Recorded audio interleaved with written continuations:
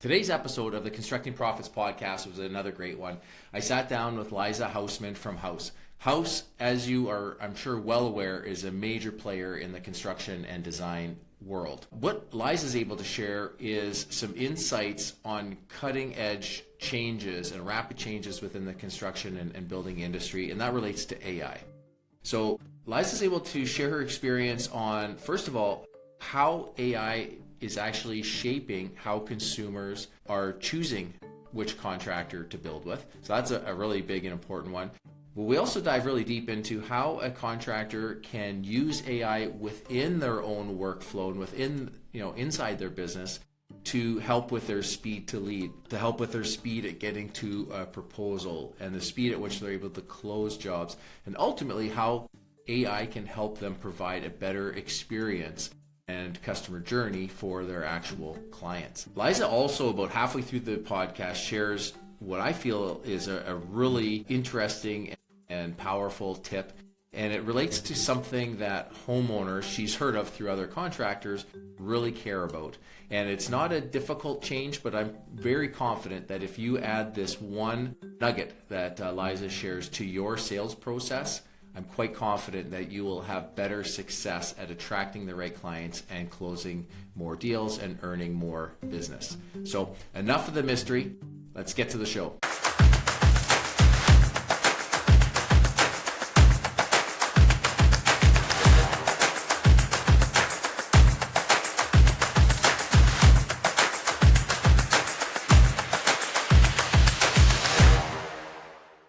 Good morning, Liza. Welcome to the Constructing Profits podcast. Thanks for joining us today. How are you doing? I'm doing great. Thanks for having me, Lionel. How are you? Great, thanks. Yeah, I'm really looking forward to our conversation. Houzz obviously is a household name, as it relates to, contractors and, construction, design build firms. And even I remember Houzz from many, many years ago. It really was quite an early adopter, but I remember I would get newsletters. I believe it was every Wednesday and Sunday morning, and especially on Sundays, I sort of planned my morning to have my tea ready, and I'd go through the articles and just even be able to save photos. Something I remember. It was quite a while ago. I don't know the year, but I've definitely been engaging and a big fan of Houzz for many years. So I appreciate you joining me here today. Thanks. Yeah. So, Liza, if we could just jump right in, I think we've got a really interesting topic, and that really relates to, AI and design firms and how companies are able to grow. We have a client that we've been working with for about 6 or 7 months now in BC, and one of their first questions, actually, outside of just how is their visibility online, it was really specific to that AI component as well, and how are they finding up in all of these different AI platforms. So I know we're going to get deep into that right now. But how about we just start off even, if we could touch on the evolving role of Houzz over the years. What do you feel that, our listeners would need to know about Houzz, from where you're coming from and where you're moving and where you're at right now? Absolutely. Lionel, it's great to hear you're an early adopter. Houzz started back in 2010, which seems like a million years ago now. But the platform initially was about making brand building for design build firms and others accessible, right? So you could showcase your work, connect with homeowners. We provide a lot of insights and research into what homeowners are doing and their priorities. On that kind of marketing and profile side, the platform has evolved where premium profile features are now key to ensuring that AI search engines get the right signals, and we can dig into that a little bit later. But you're right, AI search has become a big part of what folks need to pay attention to now. But I think even more importantly, about 5-6 years ago, we realized that making that homeowner connection was really only the start, right, of that relationship, and that our community needed better tools to follow up with prospective clients from any source, to run their projects efficiently and profitably, to make it easier to communicate with clients and deliver the experience that, they want their clients to have. And so we built an end-to-end software system that covers everything from lead to estimate to selections to scheduling, final payment, kind of all in one platform. And so we still have the marketing piece, and we could talk all about AI search, but we have married that with really kind of an end-to-end system to make sure that yes, you want to get a lead, but of course you want to make sure that you're converting the leads that you want and right delivering the experience that is going to make that client become a great referral and write great reviews and kind of feed the whole marketing machine. Yeah, and I spoke with a number of our clients and other companies that we have relationships with just about this interview, and to ask them for certain questions. But yeah, there was a lot they spoke to that really they were not aware of the other software elements like within Houzz, right? I believe there's like a 3D modeling tool in there as well, right? And then all of the other things you mentioned. So I'll make sure to list that all in the show notes. But yeah, I think there's definitely a lot that people can learn, which again, why I was really excited to be able to have a conversation with you here today. Great. Yes, there are a lot of elements that have become important sales and marketing tools for many design build firms. That piece of our business has grown quite a bit, and we're learning a lot about how the expectations of homeowners, right, are really match the experiences that they have with other services and industries online. And so they want to be able to visualize their projects, right? They want to make sure that they have access to their information from their phones 24/7. And so it's really all about enabling that and then making that part of the sales process so that clients are comfortable. For sure. So obviously, a lot about this. We're diving into the meat of the discussion in just a few moments. What have you found are some of the best practices, for these builders to follow up with leads and make sure that they are providing a positive experience for those leads that are coming in and have the best chance that they can to be able to earn that business? Sure. And I think the best practices are the same for any lead source. I know you mentioned speed to lead. It's always important, not because you need to rush, but more because it makes an impression about how responsive you are as a business. When you get back to somebody right away, they think, okay, this is how it's going to go when I have a project and I'm working with this professional. They're going to be prompt in their responses, right? They care about getting back to me in a timely manner. And of course, you can establish whatever protocols you want for the project, but it does make a great first impression when you follow up right away. It just shows that you're on top of your business and that you care. Perfect. Great. Well, thanks for sharing that. So yeah. Well, let's get to the main topic for today. And I know you're just speaking at a conference about this exact topic as well. But yeah, why don't we jump into the AI and the AEO and even just explaining what that is. And then ultimately, if I'm running a design build firm, why does that matter to me? Why should I care? Sure, absolutely. It's a hot topic. We actually ran a webinar on it yesterday. If folks are interested, we can send them the link. But AEO, and there are many different names for it, but it stands for Answer Engine Optimization. What it means is, how do you make sure that your business is coming up in the AI search results? So if you've started to use Google and ask it questions, it's now going to give you a little summary at the top of the search results. And those are the AI search results where it's trying to kind of conversationally give you an answer to your query. And it's really a supplement to search engine optimization. And that's, again, because of AI search, the way people search is fundamentally changing. It's becoming conversational. So where you used to say, hey, design build firm Palm Beach, you're now going to say, hey, what are the best mid-century modern design build firms in the Palm Beach area, and who spent, right? And it's going to be an iterative conversation. And so that because of that, it's important that, firms do some key things to make sure that summary, A, that they show up, and B, that it's, the information that's there is correct and the kind of information that you want to show up. Yeah, it's really interesting how much information these platforms will have on us, right? Because we're speaking to it just like it's a person in a lot of cases, right? And I've explained this to others where you look at a search term and then you explain long tail keywords, which is maybe 5 or 10 words. Well, now we're talking like paragraphs or months of conversational data that they have to be able to help direct us to what they feel that we're interested. And I know we have ads coming, with chat as well. So yeah, it's a pretty interesting time we're in right now. Yes, it's interesting. And it really is a supplement. What the data is showing is that people are actually doing, more searches as a result of AI, but they're also not necessarily getting to your site. These conversations are bringing back search results that aren't necessarily driving traffic to your site, unless that homeowner gets to the point where, okay, after the summary of all of this, they think they found the right thing and they're going to the site, which is why AEO has become so important, because what's in that, you no longer can rely on the fact that, okay, you're going to show up in a link and someone's going to click over and then they're going to have time to explore your site. You need to make sure that that right information is coming up in the summary. Right. Right. Yeah. Now, I know you'd mentioned, the example of SEO, right? But what do you find are some of the most important signals that these different AI platforms are looking for when they are making their recommendations for a certain? Yeah. I mean, essentially, those AI search engines are doing their own searches, right? Maybe 12, 15 searches and bringing back the results. But we kind of bucket best practices into 3 areas. One is showing up broadly, and I can elaborate on each of these. Great. And the second is really making sure that you're saying it clearly, writing out the details about your business. And the third is monitoring the conversation and what's being said about you online. So when it comes to showing up broadly, that's really about your online presence and being in the right places. So Houzz is extremely credible as a source for all things building, remodeling, and design.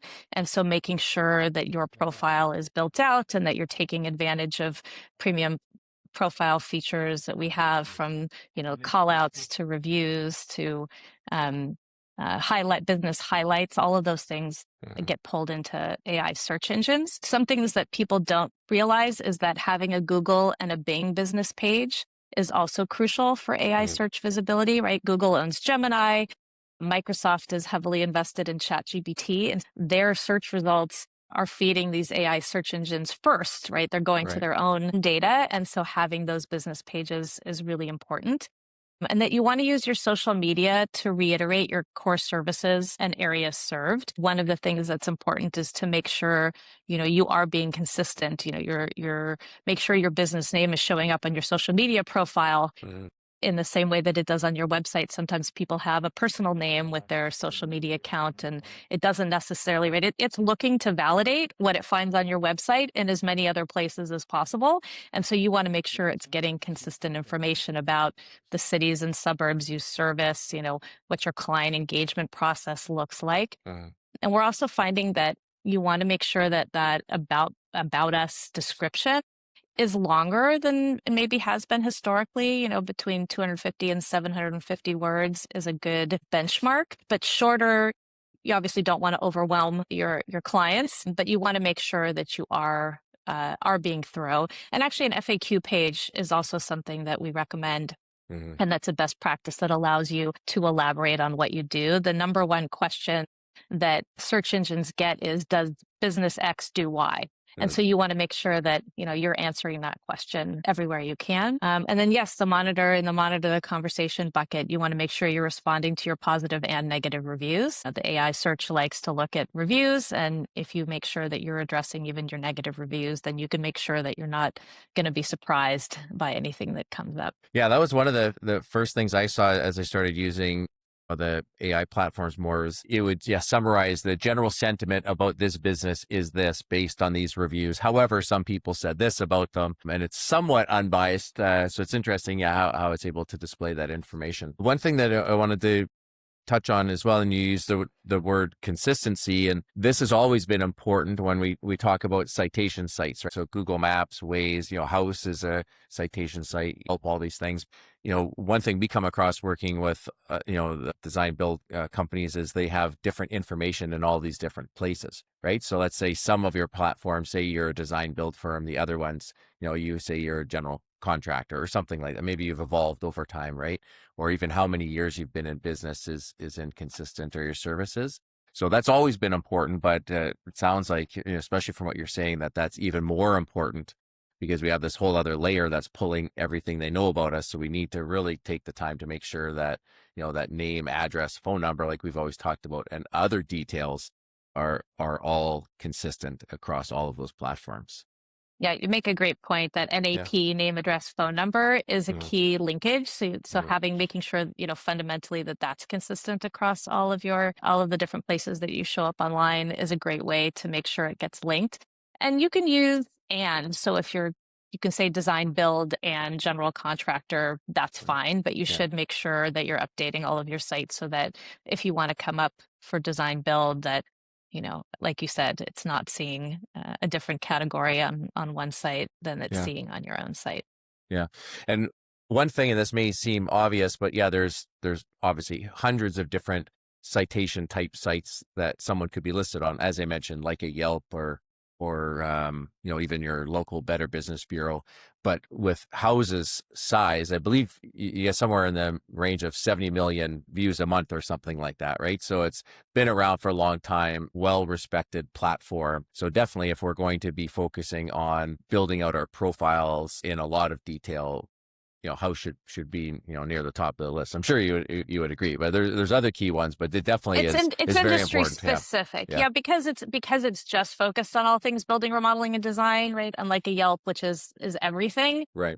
It has extra credibility in those categories and is used by the AI search engines as a good source of truth. Now, I know also we've touched on reviews as well, and reviews have always been important, and especially in Google. Do you have any tips to be able to help these builders when they're asking for reviews to be able to get them on Google, but also to make sure that people are putting them on Houzz as well, or the reverse of that? Because those reviews help, in all of those cases. And we can't ask a homeowner to, post their review in maybe 12 different spots. But again, there's some key ones. Do you have any, things that you found that has really helped with the review generation in both Houzz and other major platforms? Yep, absolutely. I think setting expectations up front at the start of the project of like, hey, we're going to knock your socks off with this process. And so, we want you to be able to give us, a 5-star review on, these two places. And you can alternate between projects. So, you could say, okay, Houzz and Google for this client, and then maybe you're going to pick a couple different platforms for the next client if you need to, or overlap them.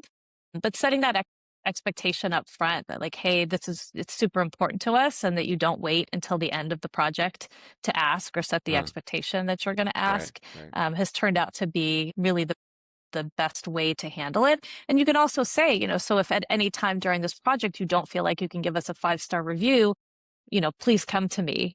And that way you can start a good dialogue and make sure that they feel comfortable giving feedback, and, know that you're going to want that, to meet their expectation and ensure that they're going to be able to provide that good review. Yeah, no, that's a great idea. I really like the idea of future pacing someone to be able to say, yeah, this is what you can expect. You're going to be so impressed. You're going to want to be telling everybody, and when the photographer comes, we do a profile of your place. Yeah, just really planting the seed that that's what they can expect for the experience, but then also, what we're going to ask of them as well. That's exactly. Great. Yeah. So diving further into AI, we've talked about now why it's important that we have the proper information and we build out our FAQs, and all of these different things get lots of reviews. But we wanted to spend some time talking about how AI can be used within businesses to be able to drive success and improve efficiency. And this is one thing, Liza, I find really interesting, that I was in Southern California recently. I was in a Waymo car, so like the driverless cars, right? Yep. So that's pretty amazing. There's little robot delivery vehicles going by, it was pretty amazing. And then you see the speed at which technology is growing. Yet at the same time, we've had clients that they've never used Google Drive before, right? They don't know how to upload photos, those sorts of things. So there's such a gap between where technology is and where it's going. And then someone that hasn't used Google Drive before, again, there's a lot of space there. But we have seen our clients adopting AI in different places, whether it's, recording sales calls and transcribing them and making notes and all these different things. But yeah, I'd really love to hear your expertise and your opinion on how a construction company can really leverage AI within the business. Yes. And you're right. There's definitely a wide range of, firms and people with comfort levels with technology. And, many design build firms really are actively experimenting with AI in a very sophisticated way. What I think most don't think about is, I think, two things.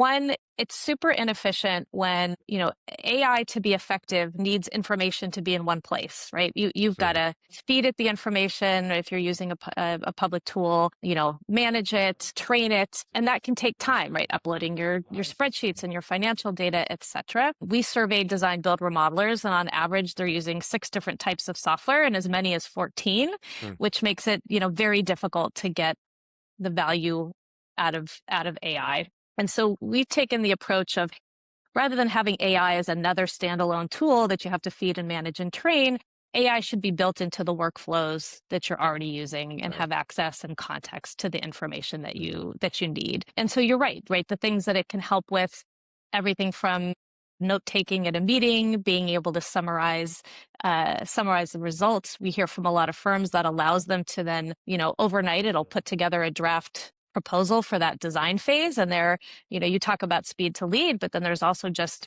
speed with every phase of the process. So being able to get, when the client is still excited, I hear this from design build firms all the time, right? Hey, we're in this design phase. If we have that meeting and we're able to get a proposal in the client's hands the day after the meeting, while they're still have that energy and haven't gotten distracted by something else they could be doing with their time and money, that's incredibly important. And so it allows them to move faster and kind of, keep the client momentum going. On that same note taking, it can suggest tasks coming out of meeting notes, or we have an AI daily logs tool. So you talk about adoption, right? Adoption in the field is key, right? And one of the hardest things that we hear from firms is, getting the folks on the job site to use software and use the tools. But now if they can do their daily logs just by talking to their phone, everything gets recorded, it gets organized, it gets put in the right project, it suggests follow-ups, it creates tasks, right, that are coming out of that need to be done.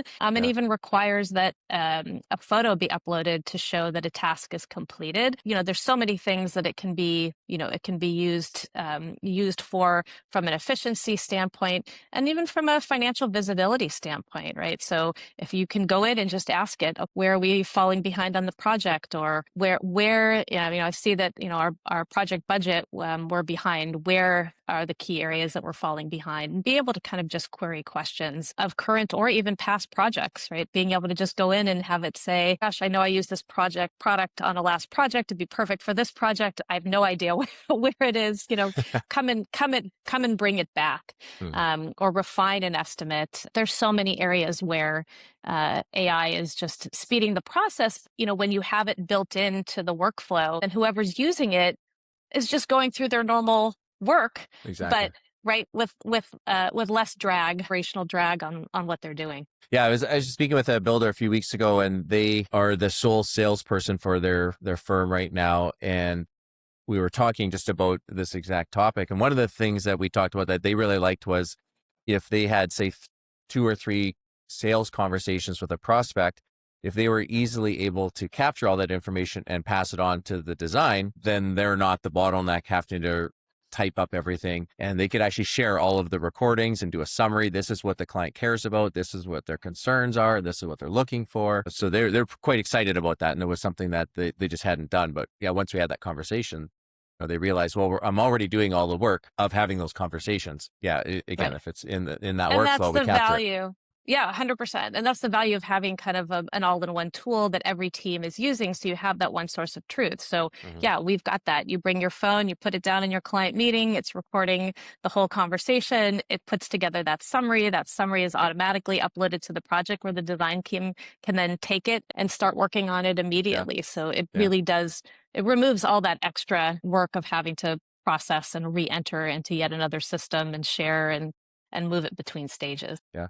Liza, in all the conversations you've had with contractors, have you come across, have you heard many, outside of it just being a new technology and something, different, have you had many concerns or pushback on certain areas? Like, even say call recording as an example. Have you had conversations where people they're not sure if they are willing to do that, or they're maybe uncomfortable with that? We haven't run into that. We do spend a lot of time, we've built a walled garden from a privacy standpoint, and we work in the, in Canada and in Europe. So the privacy standards that we have to build to are pretty darn high. Yeah. And so usually if we let people know, hey, you're already in a walled garden. Or, if you're using a ChatGPT or a Gemini, make sure you're using a paid version and you're explicitly asking it not to train, its models on your data. It's really important, right? People do care about keeping their client and business data secure, so that it is something that's real, and it's something that they should look at, with any software that they're considering. Yeah, and I've heard that point as a couple of times actually, which is why I wanted to ask if you had the same experience. But very similar to how you were speaking about future pacing the prospect and asking for a review. The way I've answered this point is, say if you're my prospect and I'm meeting with you, we're at your dining room table. And for me, just to be able to say, hey, do you mind if I, record our call? Because we're going to go cover a lot of topics. We want to make sure that we capture everything. And if I miss one key piece of information, that could have a negative impact on this project. And we want to make sure that we have a successful project for you, of course. But when you explain that, I've done that many times, and not one person has ever said, no, that's unreasonable. I don't want you to do that. So, yeah. anyway. Well, especially when they're going to get the notes. They're going to right? benefit. So, yeah, exactly. you're going to these notes are going to now be listed as the meeting notes, and they can go in and double check, and you can reassure them that as a result of these notes, not only are you going to capture every detail, but it's then they're in a shared source of truth, so they can double check and say, oh gosh, I didn't mean that, and get back to you, and they're going to end up happier, and the project's going to run more smoothly. Yeah, I agree. And it's nice having that. Not that we're trying to, catch our prospects or a gotcha situation, but you have a document to say, oh yeah, I didn't tell you to take down that wall or I did, right? So I think there's a lot of benefit there. But the big benefit is just, being able to have that whole body of knowledge, right? That we're able to, summarize and pass on to the next, the next person in line that needs to help out our prospect, I think is. Yep. And we're really finding that technology has become a selling point. So more and more of the design build firms that we work with are telling us that the technology slide in their company presentation and their pitch is the slide that clients want to spend the most time on.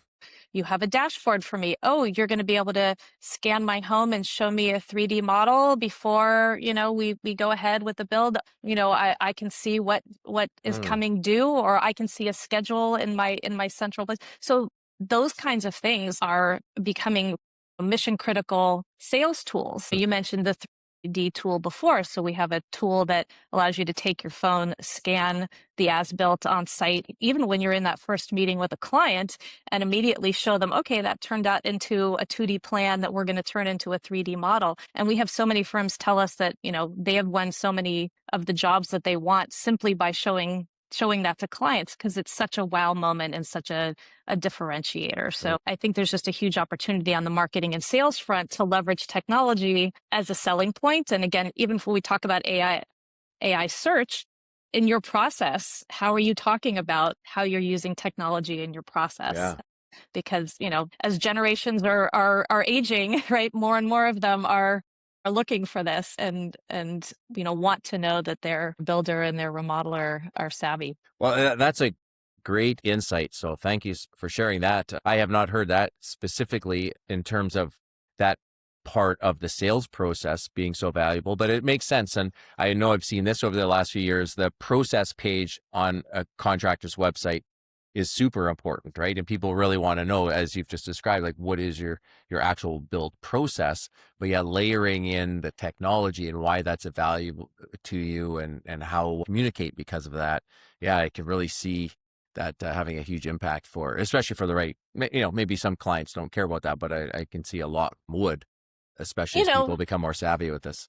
Right. And even just the financial visibility, right? Even if you're a client and tech isn't your everything, for when they're spending a lot of money, people care about, where their money is going. And so even showing tech as a way for them to be able to stay on top of where the project is and what they owe when is very reassuring. We did a survey of homeowners who had recently renovated or were in the middle of a renovation. And we said, hey, what's the one thing that would have most improved your renovation project? It fell into kind of a couple different buckets. The main one was communication, primarily having visibility into the schedule, right? Yeah. And knowing what's going to happen when and not having any surprises. The second was communication about financials and being able to have access to a central place to know where everything stands. And so even if it's not, tech for tech's sake, that's still a gap that most homeowners are feeling with their remodeler. Oh, very interesting. And we have a design build firm that we work with, and we did a survey with them. So you have a much larger data set than this one company would have had. But one of the questions was about their concerns, and it really, to summarize it, was surprises, right? Mm-hmm. And that was really the thing that they were worried about, whether that was financial surprises, timelines, what have you. It really, distilled down to, well, that's definitely some great insight. And these are also things that you don't have to change every area of a business to implement, right? They could start small, and maybe it's recording the meetings at first, for example, and passing that on, and then adding more as you get more and more. Absolutely. Yes. Yeah. Well, that's great. Yeah. Are there any other, I guess, areas you'd see AI has really played a big role for a design build firm or other contractors, or other, misconceptions that you think, might be relatable, for anyone that would be watching this? I think, again, it can be applied for financial insights. We're seeing a lot there. One idea that a firm told me about that I thought was great is they uploaded their HR manual into ChatGPT, and then now when they have an HR issue that comes up, they just say, hey, how do I handle this, rather than having the team have to dig into the manual. So it is like having an agent, right? It's having another staff person to help you with things. And so, I think maybe the misconception is that it's hard to use or hard to get started, when really it is more human-like than most technology. Yeah. And again, I think the main thing people don't think about, though, is to get value, you have to feed it good information. And so having it built into the tools that you're already using, which is kind of the approach we tried to take, is a much easier way to make sure you're not spending a whole lot of time on the feeding, the training, the security, the team adoption. You want to make sure that it's just, seamless with the work that you already need to do. Yeah. Well, this is a rapidly evolving area of business and life, and you clearly have a lot of expertise here. Do you have any sources that you've gone to be able to help even improve your understanding of the opportunity? Is there anywhere that we could direct, the builders that could be listening here of where they could start to get more comfortable and learn some of the opportunities out there? Sure. I mean, if you go to houzz.com/research, all our research is available there. And we put out a study specifically on AI and how builders and remodelers are using it. So that could be a good place to start, just to see. It details out the different workflow areas where it's being applied and, the value that they're getting out of it. And so I think that's probably a good place to start to see how their peers how peers are using it. Great. Well, I'll definitely make sure to include that in the meeting notes here. And just to start, wrapping things up here, and I have a question, I shared this before, but if you're advising, say, a design build firm doing, $7 million a year that really wants to grow profitably, and they were looking at platforms like Houzz and how to use AI, is there anything else that you would suggest they really look at, or even how to have the evolution of their business, so they're able to grow with AI and get to the next level of growth? Absolutely. I think for a firm of that size, right, the leap to the next level of growth and profitability isn't necessarily about more leads. It's winning the right projects, it's margin protection, it's operational velocity. And, again, on the marketing side, you can think about the Houzz site and the other sites that we mentioned as a tool for giving AI search the right signals to recommend you to the right people for the right projects. Right, and hone in so that you're bringing in the right folks. And then, think about AI software systems as the tool that's going to provide that operational efficiency, right? You want repeatable processes, right? You don't want everyone having to start from scratch every time. You want, real-time insights into, project profitability and the key things that are going on with the company and the team. AI is becoming a great tool to be able to, get that insight when you need it. And just to remember that AI works best when it has the full context and data, right? Like any decision-making process, right? If it doesn't have full information, it's going to be a flawed process. So it's just important that, we always say like garbage in, garbage out, right? You want to have good stuff going in to make sure that your quality data going in, to make sure that you've got quality data coming out. No, great insights. And actually, one thing our team was just discussing this week was if we have a custom agent, that we want to make sure that it's shared within our team as well, right? Because if Houzz is my client and I've got my own conversations I've been having with my agent about Houzz, the work we're doing, and then, John on our team or Alex, they have their own and they're not connected, we'd very easily have three different directions and insights. This is what our client cares about. This is their goals. That helps us quite a bit. So again, a builder can do the exact same thing, as they're working with a specific client, right? They know they really like something or don't like something. That's just a simple example of what they'd be able to program into that agent. Yes. For sure. Yes, Yeah. Absolutely. Yeah.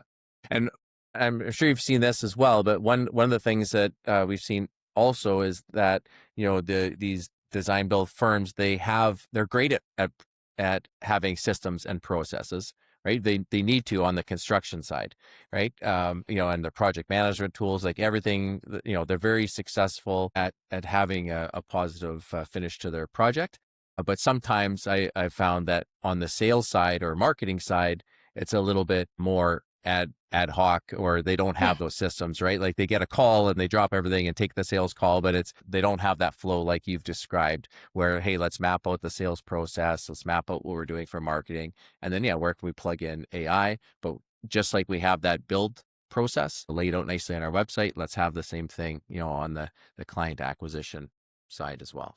Yep. And some simplified systems matter because, what we're finding is that like each silo is working but it has its own system. So, right, marketing has a system, but then it's got to move its information to sales, and then sales has a different system, and that's got to get to design. And so everything's re-entered for design, and then design goes through their process, and then everything gets re-entered for production. And so you never have that single source of truth that everybody is working off of. And so we're really seeing, kind of a trend towards, consolidating and moving away from the, 6 to 14 different systems to something that, is going to give you that source of truth and that confidence with clients. Well, great. Well, Liza, I really appreciate you taking time out of your busy day to have a conversation with me. And I'm really looking forward to be able to share this with our audience and our clients and future clients. If anyone would like to connect with you or Houzz, where should we send them? We'll make sure to have this in the show notes here. Sure. You can send them to me. I'm just Liza, Liza at houzz.com, HOUZZ.com. I'd be happy to answer any questions or get you to the right resources or people anytime. Happy to do that. Lionel, you obviously have so many great insights from the folks that you work with. I'm kind of curious, we're just into 2026. What are the hot buttons or questions you're getting most this year? Well, and I wouldn't even say it's specific to this year, but the big question always is around quality leads and quality contacts, right? And there's all different sizes of company. No homeowner is right for every company, and no company is right for every homeowner, right? So, we work with some very small companies that they may be doing $10,000 or $15,000, $20,000 jobs, and then we have others where they wouldn't even want to talk to somebody for less than 50 or 100,000, politely, of course. Yes. So it's very different. Yeah, I find it's really the concern is always how do we get in front of the people that are the best fit for us. That they are ready. They have an appropriate budget. They are actively searching. They seem like a good fit. They'll be good to work with. How do we find, like, what channels can we go to be able to find those types of people? And that's one of the reasons why, again, Houzz has always been important for us. Is it's quite different than someone just searching on Google, design build firm, for me, going back to the beginning of the interview, if I'm reading my newsletter every Sunday morning and I'm looking into projects, I'm quite far along that journey, right, in terms of seriousness. So I'm not sure if that answers the question, but it would really be around, how do we get more quality leads? And then it's really looking at, what are the channels that can get us in front of those people, but also how do we communicate most effectively who we are and who we're not a good fit for, to be able to find those matches quickly. And then once they come, how do we jump on them and make sure that we earn their business as quick as possible? Yeah, no, that Yeah. makes a lot of sense. I mean, we try to spend a lot of time figuring out how do we educate homeowners so that when they Yeah. do reach out, right, they're coming in a better state of mind. But the truth is, there's always going to be a range, right, Yeah. and I think, I would love to get the perfectly qualified, already educated, client. I think the reality is, AI may help more with the screening, but there's still going to be for many people who are, new to renovation. It's an intimidating process, and there's still going to be a fair amount of Yeah. screening and education that has to happen. I think you experience this with your clients sometimes. Once that trust is built, there's more budget and there's an upsell, and right, there's room to work. But it's hard to replace that kind of initial human connection, that, in the relationship that's going to get somebody to want to move forward. Definitely. Yeah. And to say what other important trend, going back to your question, is, and this has been going on for many years with the internet, but consumers are far more educated than they've ever been. They have way more information, right? Even in the last 6 months to a year, right? So for any builder that has been slow to share who they are, what they do, what their reason for being is, what their philosophies are, what their process is, people are looking for that information. Whatever we've done in the past to be successful, we just need to do even more of it, because again, people are really hungry for that information. And the whole point of this podcast, really looking at AI, people are hungry for that, but so are the AI platforms. So again, the more that, just like you talked about, feeding our AI agent, we need to feed that at a larger level, right? So again, we're getting in front of people. Because the reality is, if my design firm doesn't put out the content, they don't do the FAQs, they don't have a house profile, they don't get Google reviews and house reviews and all these things, that we're just eventually going to get to a point where we are not ever going to be put in front of people that we want to, right? So we need to do these things to remain competitive. And on the crazy end, you've heard about AI hallucinations. Well, because AI wants to be helpful, if you don't have all the information out there, about your firm, AI may make something up. Like we've seen this, where it's going to try to be helpful, and you ask it about a firm, it's just going to invent a project, pull photos from somewhere random to try to be helpful. So it really is important to be explicit. Yeah, great point. And this is one area I don't have a lot of expertise in, but I have heard of the trend of companies purposely removing content about their business. So say they've had, someone doing SEO work, and they've just been pumping out pages and pages and pages, and maybe some of it was like nonsensical. Now that information that's not super relevant or accurate is now feeding the AI. So they want to get rid of all that and make sure, like, hey, we'd rather have 25 really good pages than 250 with a bunch of junk stuff, keyword stuff your site with, information that isn't really relevant to your business is not a good plan. It's better to have, again, that consistent information on a few different sites, because it's going to want to go validate all of that. And if it's not seeing all of those other things validated on other sites, it's also going to start thinking maybe your site isn't such a valid and credible site. Exactly. Yeah. If it's, we're speaking about it like it's a person, but yeah, if AI is confused, it's either going to make something up or not. Not bring it back at all. Not put us in front of people. Same thing. Just like if our client is confused about what we do, who we are, they're just going to say, we'll deal with someone else. Yeah. Yes, and interestingly enough, because AI is conversational, the way that AI presents your business can sound more or less credible depending on the language it uses. So if the AI is not sure, it's going to say XYZ business may do this. Whereas if it's sure, it's going to say XYZ business is known for X and Y. And so making sure that it is comfortable and has all of those validated points on multiple sites actually, affects the language it uses to present you. Yeah. It's such an interesting time we live in, right? But yeah, that's another great insight. Yeah. So, and I think ultimately it comes down to, like, with the AI platforms, or whatever you would have done for years to be more visible in the Google space, right? That continuing to do those things are going to help you in AI, but we also have to recognize that there are some subtleties that we need to tweak our strategies and to be able to survive and thrive in this next generation, I guess, with technology. Yes, our expert likes to say good SEO is still good AEO. You just have some additional things you need to do. Yeah, definitely. Well, great. Well, we can't teach everyone everything about AI, and it's rapidly evolving, but this has been a great discussion.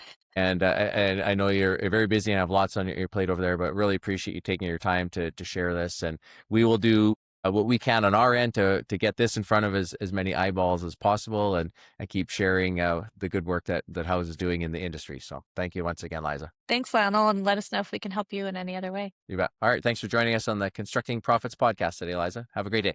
You too, Lionel. As a business owner, do you ever get the feeling that something is just off in your business? Sometimes it's hard to put your finger on it, but it's almost like we're just getting half of the story. Well, that's exactly what it's like to not have a strategic sales and marketing strategy in place. If you would like to have a team dive into your business, find all of the things that you're doing really well at, areas for improvement, what order of importance all of those action items should be in to be able to impact revenue and profit in your business, please go to constructingprofits.com and book a strategic consult today. Finally, I'd just like to say thank you very much for listening to the Constructing Profits podcast. Assuming you found a lot of value today, and I really hope that you did, please share it with a fellow contractor who's looking to aggressively grow their business. We'd love to have a conversation with them.